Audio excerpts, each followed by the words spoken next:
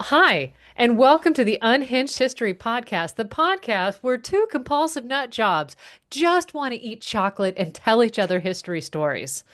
And I'm out of chocolate. I'm I'm host not. one, I'm Teresa, and that is host two.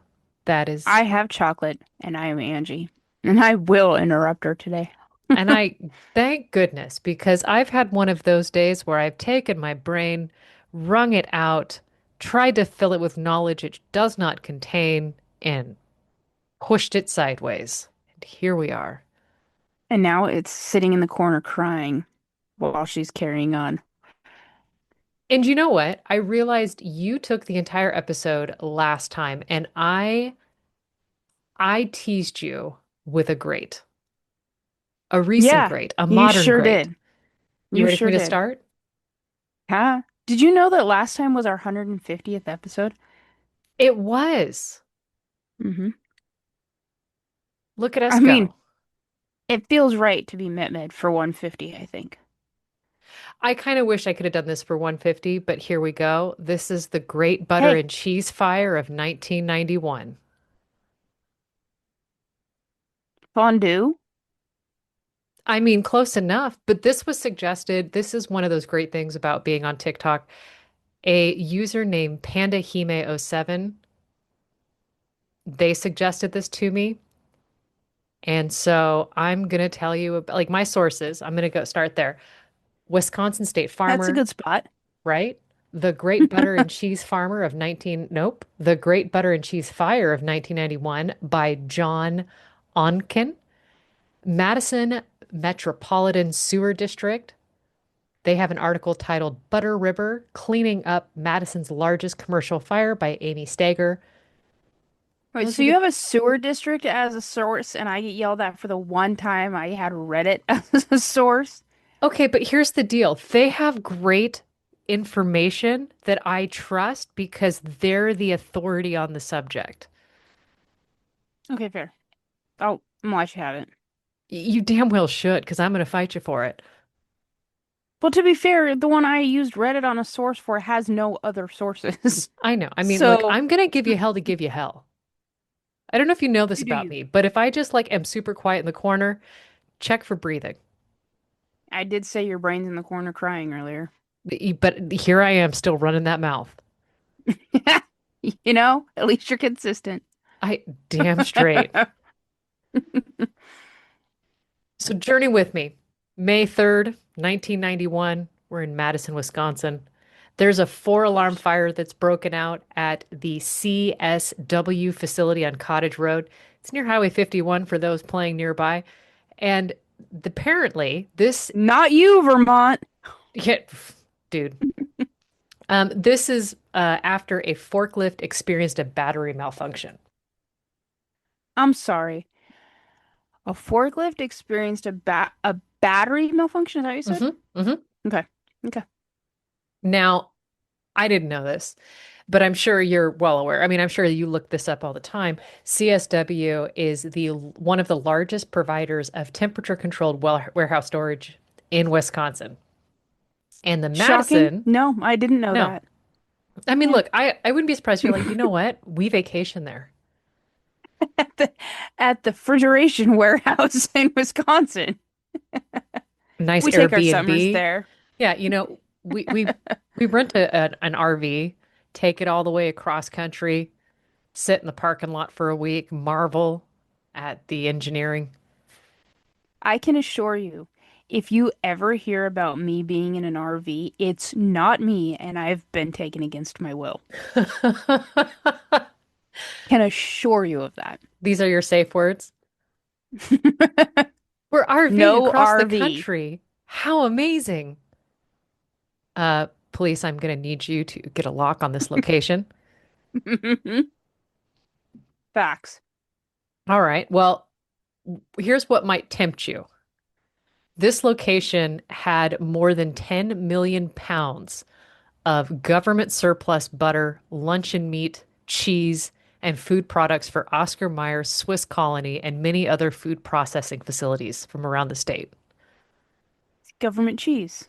Government cheese. And see, it was like, but hearing it start with government surplus butter, I was like, you Well, they have surplus clearly, syrup. okay, fair. But like the surplus bit threw me. I was like, just that's it. That's an extraneous word. Yeah, it feels like it was an unnecessary for sure. Like Yeah, just it's butter. People are sure. gonna use it. Surplus or not. Hmm. Now I should tell you that the at the time of one of the articles that I used for this, um, there's Madison Fire Department Chief Stephen Davis. He was still a newbie with the Madison Fire Department. He'd only been there a couple of years. And when the fire takes off, he doesn't arrive as part of the initial response, but he gets there in time to see the outside walls of the building collapse and let loose a wave of melted butter that engulfed everything nearby. I'm not seeing this as bad. I'm just seeing this as could I stick a bowl of pasta in there? I mean, this really sounds like Cloudy with a Chance of Meatballs. Mm-hmm. Yeah. I mean, like what I'm hearing is a recipe for a great pot of mac and cheese. I mean, look, I'm not saying that this is even more spectacular than my Great Whiskey Fire, but this feels,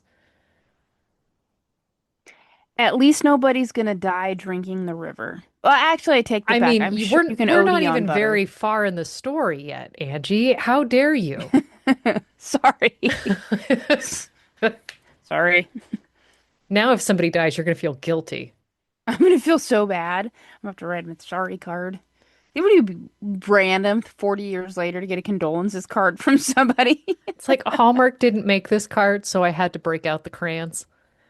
Sorry.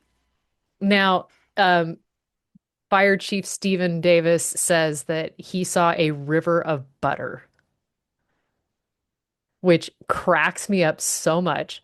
There's trucks, ladders, and other equipment in the middle of a sweet cream pond where 5 feet of butter collected in the low spots. And the more water the firefighters used, the more, quote, gooey stuff flowed out of the building, unquote. Oh, okay. Uh-huh. By around 3 p.m., they're spraying water at this fire at a rate of about 5,000 gallons a minute. And they're having some issues. Unimaginable. Apparently, the insulation in the walls of this warehouse are highly flammable. Because of course they are. Uh-huh. And the 50 million pounds of high fat food products fueling what essentially becomes a giant grease fire. Ha- You're There having isn't one of faces. there isn't one of those kitchen blankets big enough to No, solve this problem. no. And Okay. apparently, there's high winds that are fanning the flames to adjacent warehouses.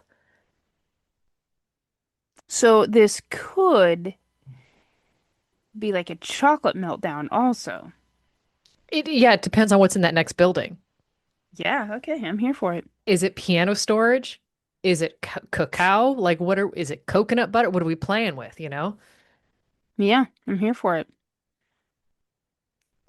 Lieutenant Gordon Bregren, I butchered that. Sorry. Madison Fire Department lieutenant. He said 10 years after the blaze that when he reflected back on the size of the fire, he said a lot of times you can tell how big a fire is just by what you see coming in the distance, and you could tell this was going to be pretty good. This part cracks me up because A, Hubs was a trained firefighter. B, I hung out in college with a bunch of firefighters because firefighters. Um, and No explanation needed. like, look, if you don't get it, if you know, you know. Um, and they just really enjoy being able to put their skills to work. Yeah, be Most of their useful. calls are medical calls, and I mean those aren't as good as, hours and hours of work. Yeah, not nearly as fun. No. Unless it's that cute old lady that keeps pretending to fall just so she has to get picked up by a firefighter. If I was a firefighter and that happened to me, I would be there every week. I don't know if I would be. I'd be like, Bertha, you grabbed my ass last time. I had a goose egg. I didn't know you could get a goose egg on your butt. Gertrude, keep your hands to yourself. I am going to tell all the little old ladies in your sewing circle all about this because this is atrocious. That is exactly the type of firefighter I'd be. I am the age of your grandson. This is ridiculous. Hmm. Come on now, Bertha. Get it together. Hmm. All Have right. you met Now, my granddad? your literal granddad? No, I was Oh just no. thinking, Oh, like, sorry. You were as still on the thing and I was like, do do do do. Back to the story. Now, the fire at this point has been going for several hours, and the foods from the warehouse are oozing out into the surrounding area, and they become this giant river of butter. gross. Okay. It's a mixture of water, melted butter, and other food materials that are flowing into the low-lying areas near the scene. Now, they're wading through 2 to 3 feet of butter, and then in some areas, it's getting up to 5 feet deep. Gnarly. This is gross. And like our man, Chief Stephen Davis, said, I had butter in places a guy shouldn't have butter by the end of the night, which this just Listen, he's a cracks me moisturized up. king. And he just smells like the bad end of a popcorn bucket.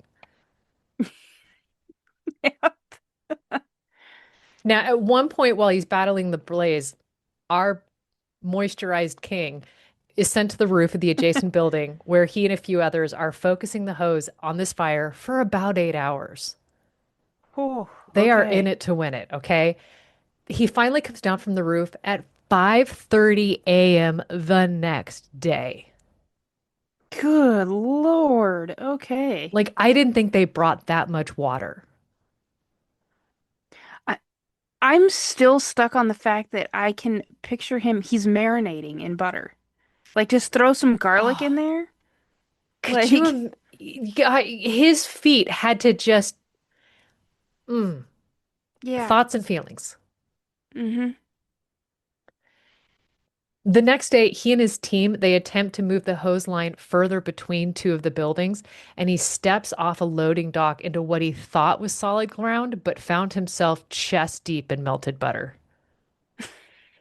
So gross. Just to be like, this is good, and then commit, and then just right in. This is my life now, Yeah, this is, just bring me a sandwich. This is the quicksand they warned me about in the shows. which we were totally prepared for growing up and have yet to see it as adults. What kind of BS is that? It is, but apparently melted butter was an option. Now, Well, um, here you go. the fire crews from Madison, they're on site for days putting out this fire. It spreads to that second building, and then they have a third alarm that goes off. There, hours later, the building collapses and the fire threatened the facilities. I should have looked how to say this, anhydrous ammonia tanks.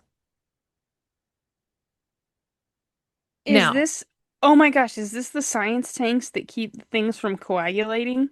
maybe I should have looked that up, Okay, but either way, tanks of ammonia, specialized ammonia. I'm just going to go with that because I can say that out okay. loud and not sound like an idiot. And this spurs an evacuation of 3,000 residents in the half mile of this fire. 3,000 residents in a half mile. It's Madison. It's crowded.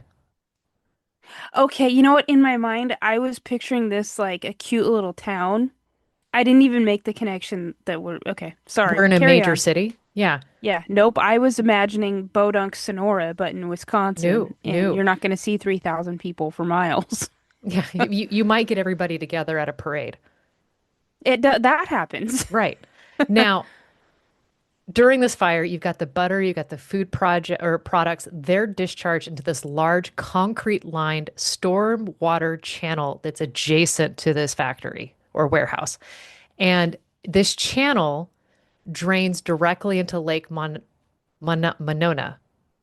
I was going to say So, Montana because it's super close to that, but it's not having the T. So here we are so the butter drains into this into this channel, and the ditch channel that goes directly drains to the lake. into. So now we're making a crock pot. Now of we're taking these food products and we're introducing them to wildlife and fish. wildlife. Right. Yeah. Well, those fish are gonna have at least, I mean, okay. Gross. Now, That's so typically you gross. want your Poor butter done guys. in a certain way, you know? Yeah. I mean, I want my fish covered in butter, but not like that. Yeah, you want to do it yourself hmm pre or, right as you're Clean cooking and post cooking, not pre-cooking. and not alive. Yeah, preferably. Now, the fire department, their job's to put the fire out, obviously, while trudging upstream through this butter flood. And it's the Wisconsin Department of Natural Resources responsibility to tame this butter river and make sure that it doesn't taint the lakes and streams. It's not a sentence I ever thought I was gonna hear. Tame this butter river.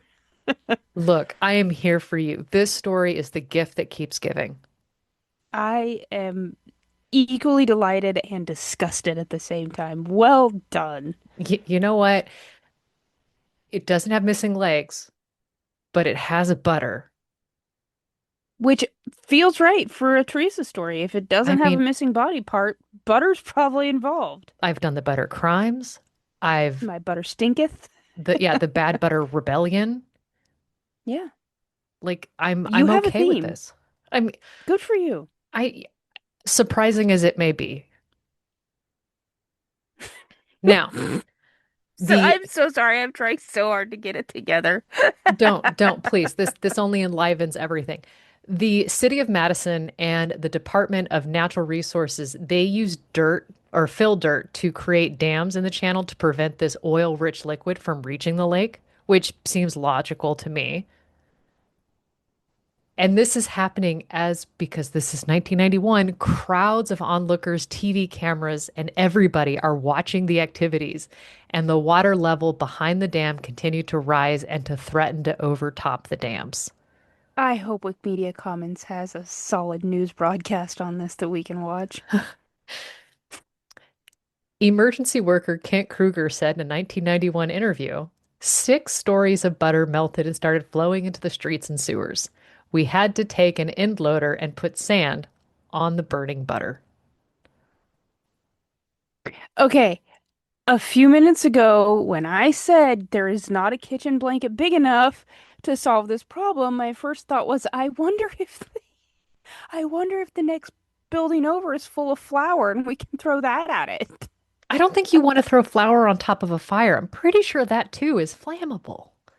I think, and I could be very wrong on this, but I remember reading there is one particular kitchen fire that like flour or sand is what you want to throw on it, but I can assure you it is not a grease fire, so butter is not the one. Butter is not the one for a grease fire. Let's just, you know what? No, If you're in the middle of a fire and you're listening to this podcast, turn the podcast off. We're not here to help you. Come we're back to make it us when worse. you're safe. hmm We're going to be the warm blanket and the hug. We are not here to help. No, No. never. But yeah, mark yourself safe from our podcast and your butterfire. Yes. Yeah. Now, around 8 p.m., the city contacted the district to ask if the butter liquid mix filling the stormwater channel could be placed in the sanitary sewer system. District Director of Operations and Maintenance, a man named Paul Nem, took the call from home Friday night from the City of Madison Director of Public Works, Gary Nelson, just as the local CBS station broke regularly scheduled programming because they were watching the show Dallas with news and visuals of the flames shooting out of the warehouse. The 90s were wild, man. I didn't realize how insane they were because I don't remember this. No, I was a kid. Yeah. My Nope. husband doesn't remember this. His family is from Wisconsin. He was in Sonora You'd at the think that would time. be. Like, you'd think that they would know this. Yeah. Nobody It remembers feels it. like something you don't forget. You should, like, I wouldn't forget a river of Yeah. butter. No. Are you kidding me? Okay. Yeah. No. Okay. So, as this is happening, district personnel immediately go to the scene of the fire. So, this is like the health and safety peeps, not the fire department. They've got staff coordinated with city personnel and they're beginning to pump the melted liquid into the sanitary sewer system. They're offloading all of this butter. And as everybody else is trying to fight, oh, they're also trying to fight the grease from clogging the lines that they're using to pump out all the butter. Right. Okay, that makes sense. It makes a We ton don't of get those sense. notifications around Thanksgiving for nothing. Yeah. Now, Maybe this is why. they're going to hit like early May if you're in Wisconsin and December in every other state. Hmm. Now, by the end of May 4th, more than 3 million gallons of melted butter and fire runoff had been pumped into the sanitary sewer. By May 5th, the rains came and the rising water levels threatened to send the butter flood over the last dam into the Starkweather Creek. This is so dumb. It gets better and better and better and better. The Department of Natural Resources had to quickly build another two dams before noon. That's impressive. They got that done, that they eager beavered Yeah. this all the way through. Because I feel like, okay, the county I live in, it would take 6 months for the first dam to even be approved. I think, when you're in an emergency situation like this, it kind of speeds through bureaucracy. It greases the channels of bureaucracy, if you will. Good job. I do what I can, you know? Oh, I've died. Okay.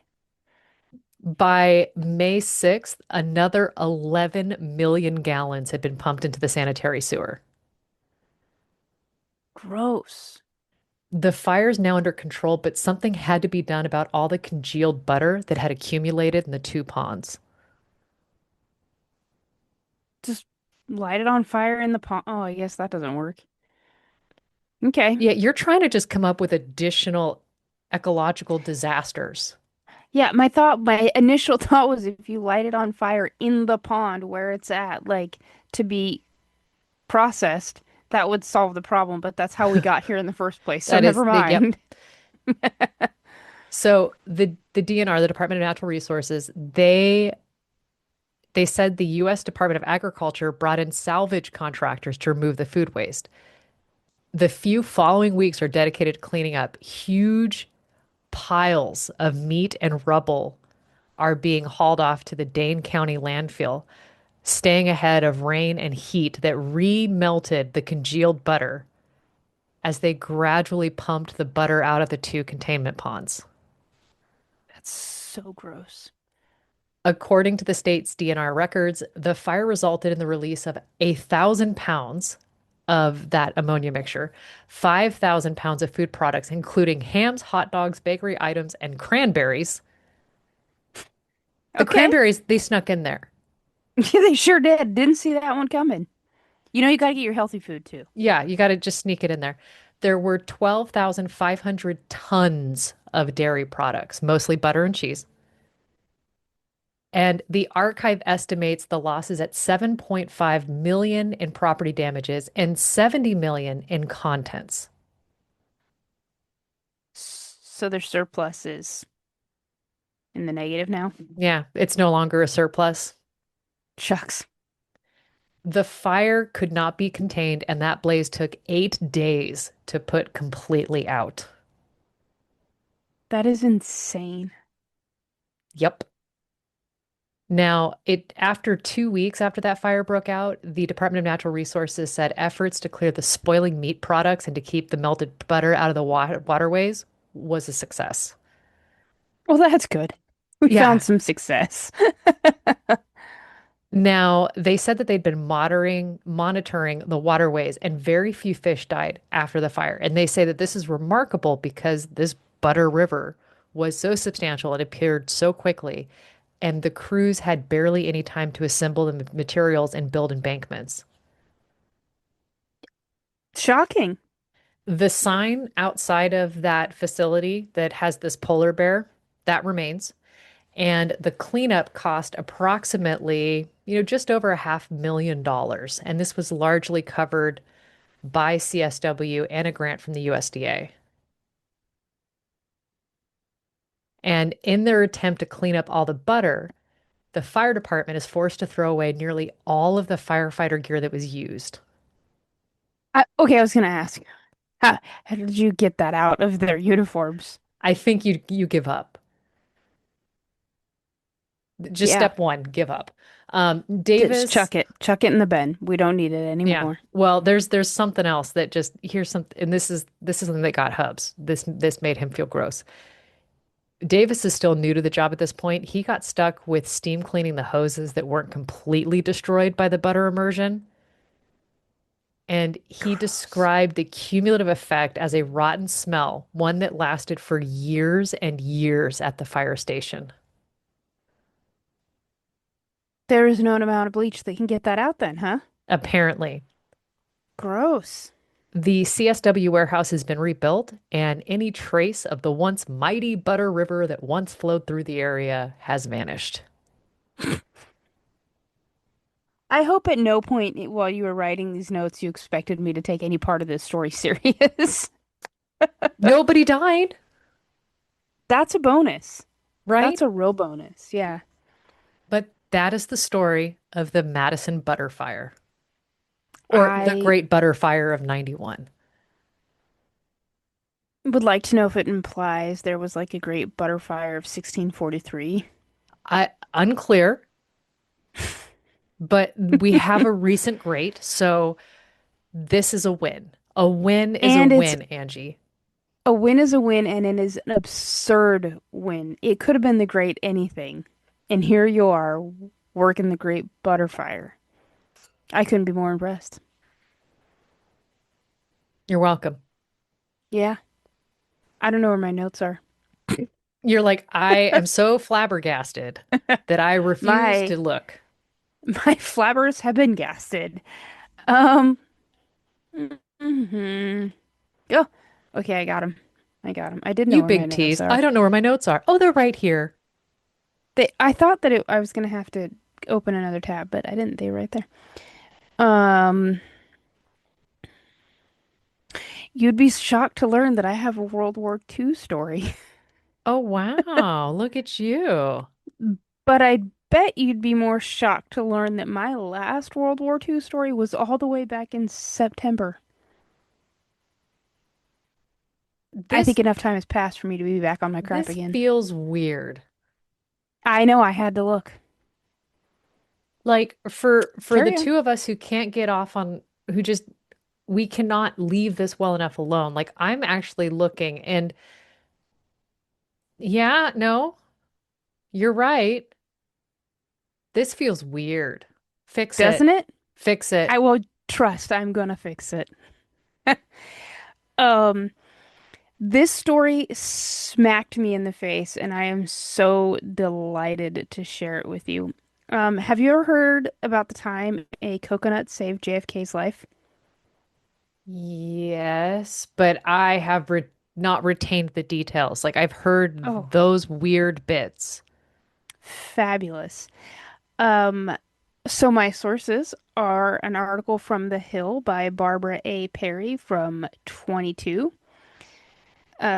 Why President JFK kept a coconut husk on his desk. This is from the like an Australian university like content education site.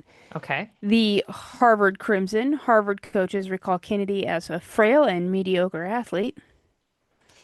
A New Yorker article from World War II by John Hersey from June 10th of 1944, and then just to confirm a fact, the Hub History podcast, Boston History podcast, I have not read it, heard it. I just read the fact. They have a little blurb on JFK and his PT boat. But okay, so here's the gist. There's also a Smithsonian article, but I didn't really use a ton of that. Okay. There is a great magazine called Coffee or Die, and that's where the bulk of my story comes from. It's written in August of 21 by Matt Fredis, and it's delightful. I got to tell you that I never once thought about JFK being alive during World War II, let alone serving during World War II. Yeah, So and that felt meanwhile weird for me. I feel like I knew that. I never even thought about it. So when I was like, wait a minute, no, those are two very separate, like, Those are very different timelines. He did not exist at that time. That's not true. It's a lie, and I was wrong. He just manifested at 35 and decided the presidency is Yeah, for me. I'm going for it. You can't stop me. Yeah, it's pretty much yeah. Okay, so for funsies, John F. Kennedy is born May of 1917, just outside of Boston, obviously to a prosperous family. None of this comes as a surprise, so we're going to fast forward a little bit. It's 1940, and as a student at Harvard, he writes his thesis paper regarding the appeasement in Munich. Now, this is obviously about the negotiations of the then Munich Agreement, which I mentioned before in a couple episodes, but specifically episode 135, a Renaissance garden gnome about Joseph Menchik, putting a little whimsy into our world.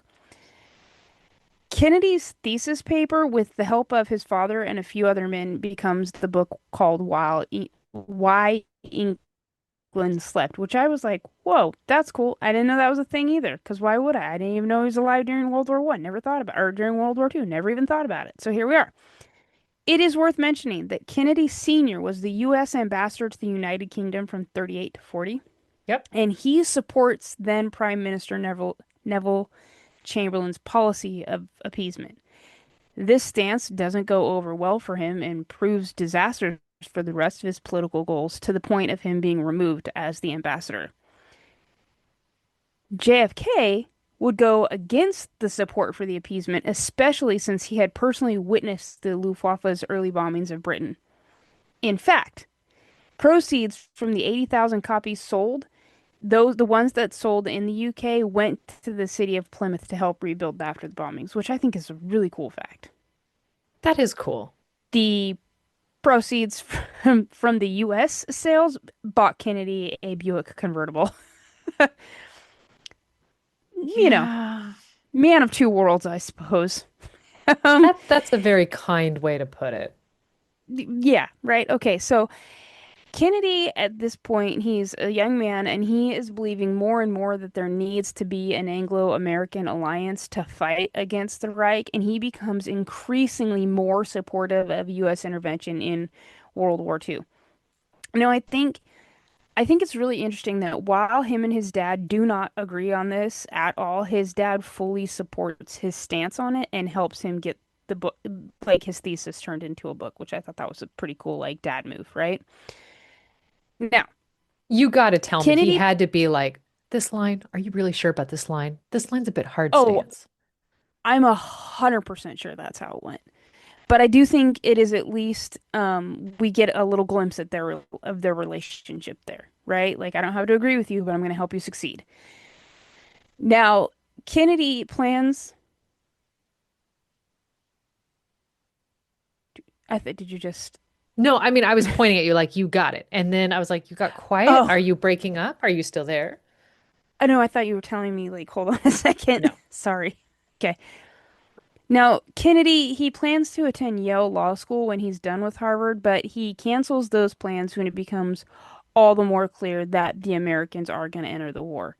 And in 1940, Kennedy tries to enter the Army's officer candidate school, but again, he has fragile health, which means he could have avoided conscription from every part of the war, or at the very least, his family's ties could have gotten him a cush desk job, Oh, his family ties could have, easily protected him. right? However, instead of using those family ties for protection, he uses them to get the director of the Office of Naval Intelligence to help him join the U.S. Naval Reserve, and is commissioned as an ensign on October 26th, 1941, and he joins the Office of Naval Intelligence in D.C. But then, in 42, to quote The Hill, instead, he enlisted in the Navy just prior to Pearl Harbor and used his family connections to engineer an assignment in the South Pacific War against Japan as a patrol torpedo boat skipper. So, okay. Um, this is like weaponized nepotism. Like, I mean, yeah. brilliant. His health is so bad, he should have been disqualified from any form of active duty. But Kennedy Sr. provides doctored medical records that his son's health, like for his son's self, and is convinces PT boat officers that having Kennedy in their ranks would be good for publicity for the Navy, and it works. So he provides false documents and is like, "Yo, PR campaign. The Navy's gonna love having my son around." Wow. I really would Right? have thought that he'd have done everything he could have to kept his son safe, as opposed to hey, harm's way, here you go. I forged your paperwork to put my fragile little boy right on the front lines. Pretty much. Now, he is assigned to the Panama Canal, and they're not really seeing any action. And he then uses those connections again by reaching out to Senator David Walsh from Massachusetts, who pulls strings to get Kennedy reassigned to the South Pacific, where war is actually happening. So that's kind of how JFK ends up in the South Pacific. And the whole time, I'm like, at any point, Dad could have told you, no, sit down. And every time Dad was like, let me make a phone call for you. So, April of 1943, Kennedy is assigned to this Motor Torpedo Squadron number 2. On April 24th, Kennedy takes command of PT-109, which is a wooden hull patrol boat that's based at a Tulagi Island, which is in the Solomons. Okay. By August 1st, their campaign, it's called the New Georgia Campaign. Kennedy's commander, a man called Thomas G. Warfield, which honestly seems such an apt name for a man in battle. You charge or you ascribe so much to the last names of people. Yes, Like names this mean guy things, has the man. the last name of a putz. He doesn't need to be admiral. Just downvote him immediately. Go. Crappy name. You're out. Names mean a ton to me. So Warfield gets intel that something called the Tokyo Express is due to arrive in their area very shortly. What is the Tokyo Express, you might ask? It is four Japanese destroyers and float planes carrying food and supplies, as well as 900 Japanese soldiers. They're on their way to the Villa Plantation garrison, which is on the southern tip of the Solomon Islands. So, Kennedy, his boat, and 14 other patrol boats are out looking for this convoy, which seems like a lot if you're trying to be stealth, right? Yeah. But like maybe stealth isn't their goal here. Matt Fratis, writing for Coffee or Die magazine, writes that it is a moonless and starless night in the Blackett Strait, which is south of the Solomon Islands where our boys are situated, and they are running silent to avoid detection. When all of a sudden Kennedy spots the Tokyo Express, and the patrol intercepts three battleships and one escort. The patrol fires 30 torpedoes and not a single one hits its target. Hello, Kamchaka. Is this you? Shooting like a I was like, stormtrooper? are you for real? The patrol then gets orders to return to base. However, the PT-109, which is Kennedy's, and three other boats form a line across the strait, which offers cover to the others to retreat. One of the PT boats has radar going, and it is the only one, and it takes off after the Japanese targets, which leave the other three boats literally flying blind. Now, their lack of radar is not the only problem our boys have. The skippers know full well that the phosphorescent plankton in these wonderfully warm tropical waters can easily turn their wakes into glowing targets from the air. Oh, joy. So, The beauty of right? nature. Yeah. So these boats are chugging on only one of their three engines to try and keep the water calm. It's about 2:30 in the morning when a shape looms into view and it's traveling fast, like 40 knots or roughly 46 miles an hour. It's on course to take out the PT-109. Initially, Kennedy and his 13 other men think it's another PT boat and that it's really not until the black hole of the Japanese destroyer, I'm going to butcher this, Amagiri, like meets them that they realize Okay. they have made a critical error.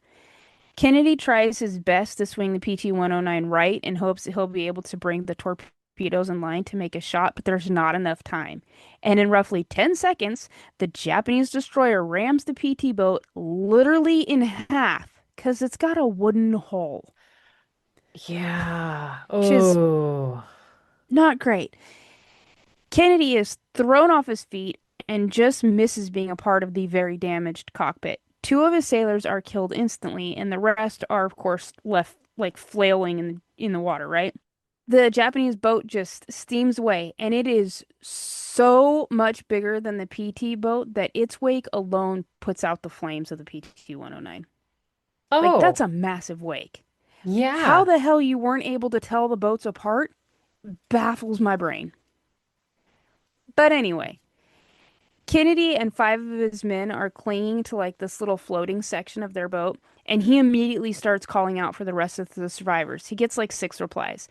He finds his gunner mate, Charles Harris, badly wounded, and the motor machinist mate, McMahon, had suffered from burn injuries when the PT boat's fuel tank explodes. No, Because we thank you. can't just like have one accident. No, no, we've got to have a myriad of things. There has to be a cascading Yeah, effect. It's not because yeah, cinematic it's like enough. it's not butter.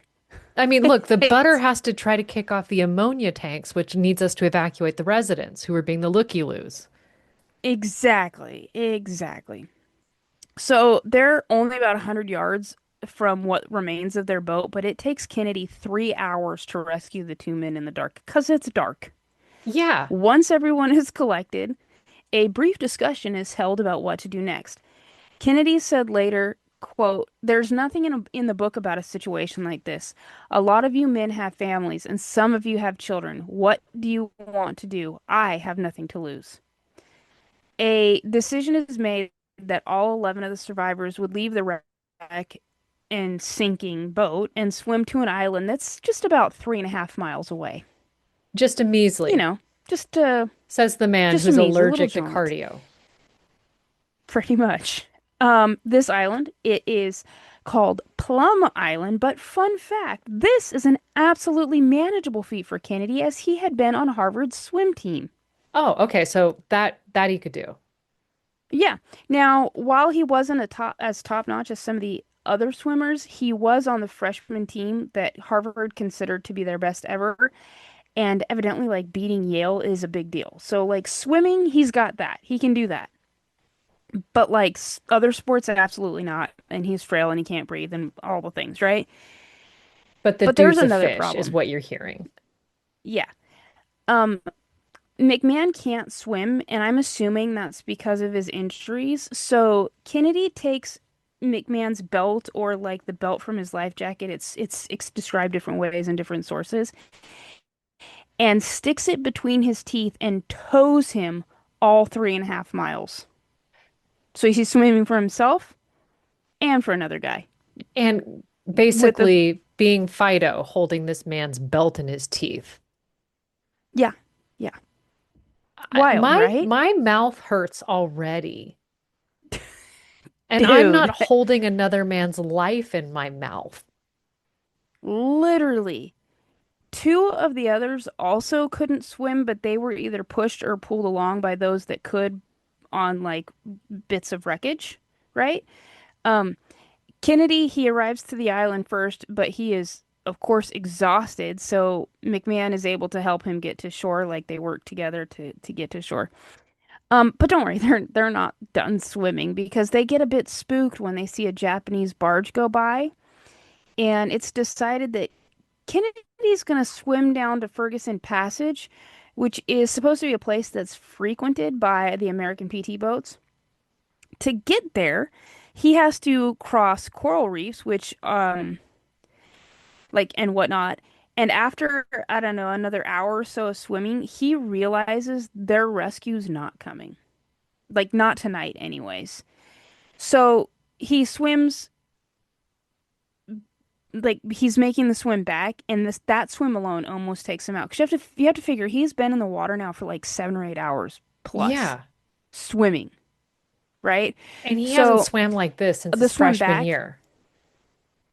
right? The swim back's got this super rough current, and it forces him to stop off at an island southeast. His men call the island Leo Rava. So for the next like couple days, him and the other survivors that can swim are swimming back and forth to surrounding islands looking for fresh water and food, like fresh coconut, if you will, like Right. something to eat and something to drink. And then Kennedy and Ensign George Ross, they go exploring Nauru Island, which is the last island in the chain, but it overlooks the Ferguson Pass. So they're kind of like, okay, maybe if we can see what's going on from there. Now, meanwhile, back on their like where the rest of their navy is, they're Right. assuming the ship is lost and they've died. So they've held funeral services for the guys. And someone writes George Ross's mom a letter, like talking about what a great man George Ross was and how he was the most like he died for a cause he most aptly believed in and all the things. But like they're alive and kicking. They're just 65 miles to the south and can't get radio. I mean, I honestly, I Which, feel for these guys. They're just, right? Like yeah. they're having a day. So Gideon and Ross, Kennedy and Ross, they go explore this island. It's the last island in the chain, like I said, but it's overlooking Ferguson Pass. And while they're there, they find some remaining, like leftover Japanese bits, including some tins of candy. I was supposed So to say, they're like taking the remaining small Japanese win. bits could have been anything. Yeah, I realize that. Like Japanese material. Like Okay, a because little I bit of was like, canned this food, is a little bit of wartime. So this could have been yeah, no. like arms, So their legs. problem is that the power in this area is Japan. So they're the Right. hunted, right? So while they're there though, they find a canoe and then two islanders paddling away. And so they're like, "Huh, this could be good." So Kennedy makes contact with the two islanders the next morning and he learns their names. It is Bakuyu Gasa and Aroni Kumana.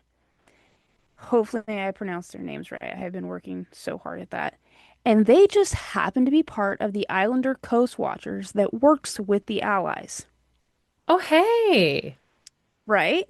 So Kennedy carves a message into the skin of a green coconut that says, quote, Nauru Island, Commander, native knows, post it, he can pilot, 11 alive, need small boat, Kennedy, Yep. Okay.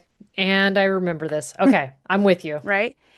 The two islanders take the coconut, and the next morning they come back with a letter from the Australian Coast Watchers commander, a Lieutenant A. Reginald Evans. Now, this letter gives them some instructions. Go with the islanders to Gomu Island in the Blackett Strait. So Kennedy is hidden under pile of palm leaves, and they paddle him to meet Evans through Japanese occupied territory and water. And Kennedy's just laying in the bottom of the canoe under palm fronds. Yeah. Right? When they meet, Kennedy insists on having the two rescue boats, PT-157 and PT-171. He demands that they rescue him first so that he can guide them through the reefs and the shallows. So he's doing it with a canoe. Like, I will take you back, I will pilot you back in, but there's reefs and there's shallows and our boats need my help, right?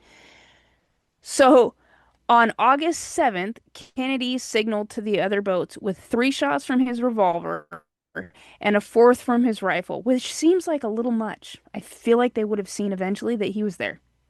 Maybe. But when he fires from his rifle, he's standing in the canoe and the back pull Yeah. knocks him off balance and he falls into the water where the PT-57 rescue him again. I mean, like, okay, you say that, and I don't know why, but I imagined him in his tidy whities. Yeah, I don't think you're too far from. Like, it felt right just to be that Yeah, unhinged. I think you're not terribly wrong from what I understand. I don't know the full visual, but yeah, that's you're not far from the truth. By August 8th, 7 days after all this had started, his men were safe, and Kennedy was awarded the Purple Heart and the Navy and Marine Corps Medal. He remains the only U.S. president to do so. Now, for funsies, in 1961, Evans, the Australian Coast Watcher, was invited to meet Kennedy at the White House. For 17 years, Evans had gone without notice because Kennedy couldn't read his writing. so he didn't know how to get a hold of him. Whoa. Now, to keep the 1944 article, to keep the Coast Watchers' involvement in the war secret and like what they were doing in the Pacific secret, the in, the American press invents a one Lieutenant Wincott of the New Zealand Infantry, and that's who Evans is. But they give him a fake name, a fake regiment, a fake everything, so that it can keep the secrets of the Pacific, the secrets of the Pacific. Kennedy remains friends with the Islanders for the remainder of their lives, sharing letters. He even invites them to come to his presidential inauguration. However, they can't come because of local politics, but that doesn't stop them from being pen Lame. pals. And the coconut sat on his desk for his entire presidency. It also once went to Japan with his daughter when she met the wife of the captain of the ship who sunk JFK's boat. Oh, Yeah. Um, and I think that I should mention that also in this water that they've been like trudging through for days, we are dealing with sharks, barracudas, and evidently saltwater crocodiles. And they're giant. yeah, none of this sounds fun. Yeah, I'm out. I'm No. not even a little bit interested. Like the only barracuda I'd want to interact with is, oh, barracuda. Barracuda. Agreed. I was like, absolutely not. Like, the sharks were one thing, the barracuda were another, but to discover there are saltwater crocodiles just chilling out in the Pacific, I was like, nah, I'm good. I'm so good. Yeah.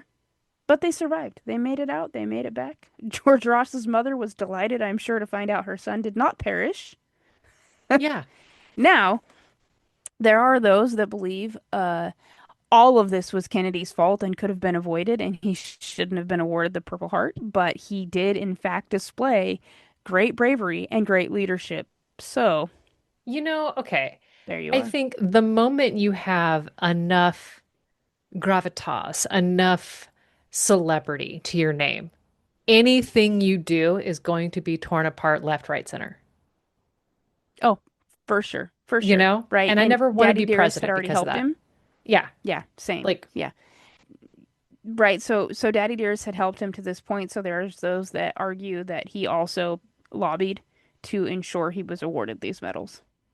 But again, he didn't have to swim for 8 hours to save his mates, and yet he no. did. So thanks, Harvard swim team. And damned if you do, damned if you don't. You might as well do the best that you Honestly. can to your own moral compass. Yeah, and he did. There, at that moment. I loved it. Thanks for Yeah. telling me the story because, like, I think I'd heard it in passing and I was like, Kennedy coconut saved life, check. Do I remember anything? No. I thought it was hilarious, but then to realize it happened during World War II, I was like, no, I need to know all of it now because I guess I know so much more about the war in Europe than I do the war in the Pacific that I was shocked Kennedy was involved. I mean, to be fair, we are rather Eurocentric. There you have it.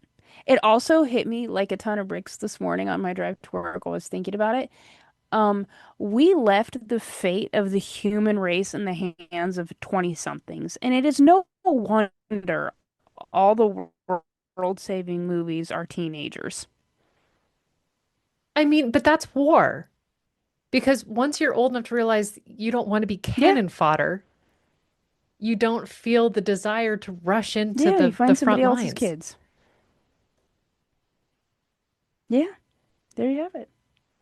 Well, if you want to be cannon fodder and forward this to That's it. your friends, I mean, I don't know how do you transition past that?